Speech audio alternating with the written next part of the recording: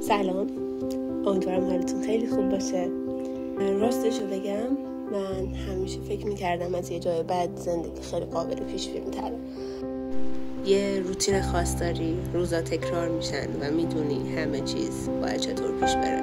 به همین خاطر چون قرار بود برم سر کار، یکی از روزامو دقیقه به دقیقه برنامه‌ریزی کردم.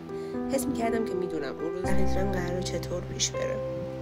تا اینکه یه تماس همه چیو تغییر داد. اون تماسی که بعد از آخر روز اول کاریم گرفته شد با هم و الان امکان داره خیلی چیزا رو تغییر بده و یه قرار گذاشته شد.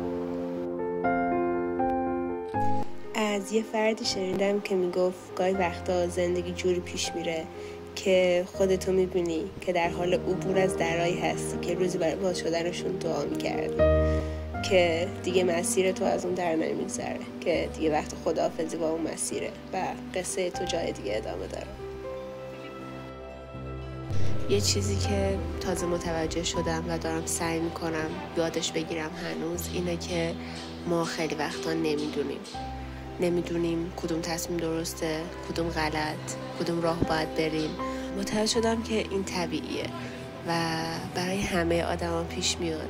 شاید هم این ندونستن واقعا باید اتفاق بیفته تا مسیر رو پیش بریم که در حالت عادی نمیرفتیم و همین نجاتمون بشه. اگه تا اینجا رو گوش کردین و همراه هم بودین و دیدین، خیلی ممنونم ازتون و امیدوارم تا ویدیو بعدی همراه هم باشین. خدا نگهدار تک تکتون.